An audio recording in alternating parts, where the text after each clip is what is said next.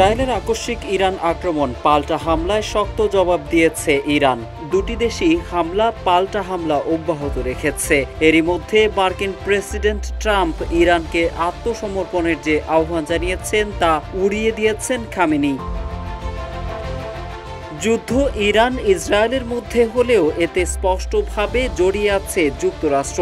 তার প্রমাণ ইরানের সর্বোচ্চ নেতা আয়াতুল্লাহ আলী খামেনির অবস্থান জানেন উল্লেখ করে ডোনাল্ড ট্রাম্পের পোস্ট। ট্রুথ সোশ্যালে ট্রাম্প দাবি করেন তারা খামেনির অবস্থান জানলেও এখনই তাকে হত্যা করতে চান না।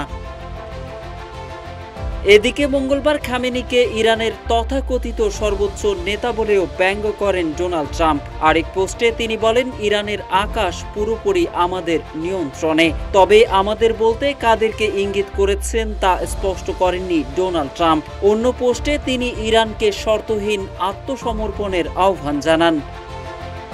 ওয়ালটন আবারও মিলিয়নিয়ার অফারে ওয়ালটন ফ্রিজ কিনে আপনিও হয়ে যেতে পারেন মিলিয়নিয়ার। তবে কাতার ভিত্তিক সংবাদ মাধ্যম আল জাজিরার খবরে বলা হয়েছে, ইরানের সর্বোচ্চ নেতা খামেনি বুধবার এক টেলিভিশন ভাষণে ইসরায়েল ও যুক্তরাষ্ট্রের বিরুদ্ধে স্পষ্ট বার্তা দিয়েছেন। তিনি বলেছেন, ইরান কখনো পরাজয় স্বীকার করে আত্মসমর্পণ করবে না। ইসরায়েলকে ভুলের মাসুল দিতে হবে।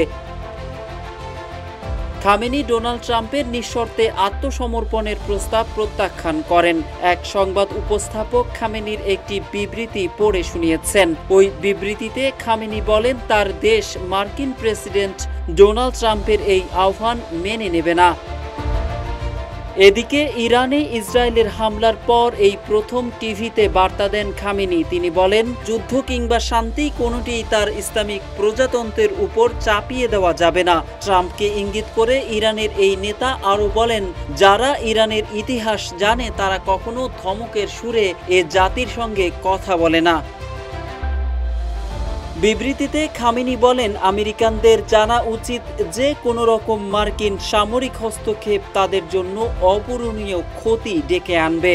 উল্লেখ্য, গত শুক্রবার হঠাৎই ইরানে হামলা করে বসে ইসরায়েল। এরপর থেকেই হামলা পাল্টা হামলা চলছেই। ইসরায়েলের দাবি, ইরান পারমাণবিক অস্ত্র বানানোর দ্বার প্রান্তে পৌঁছে যাওয়ায় তারা এই হামলা চালাতে বাধ্য হয়েছে। অন্যদিকে তেহরান বলছে তারা পারমাণবিক অস্ত্র বানাতে চায় না। তাদের পরমাণু কর্মসূচি পুরোপুরি শান্তিপূর্ণ। এদিকে হামলা পাল্টা হামলার মধ্যেই ট্রাম্প মঙ্গলবার ট্রুথ সোশ্যালে এক পোস্টে ইরানকে নিঃশর্তে আত্মসমর্পণ করতে বলেন, যার জবাবে ইরানের সর্বোচ্চ নেতা খামেনি পরাজয় স্বীকার করে ইরান আত্মসমর্পণ করবে না বলে সাফ জানিয়ে দেন। মোহাম্মদ সাইফুল ইসলাম, ইত্তেফাক।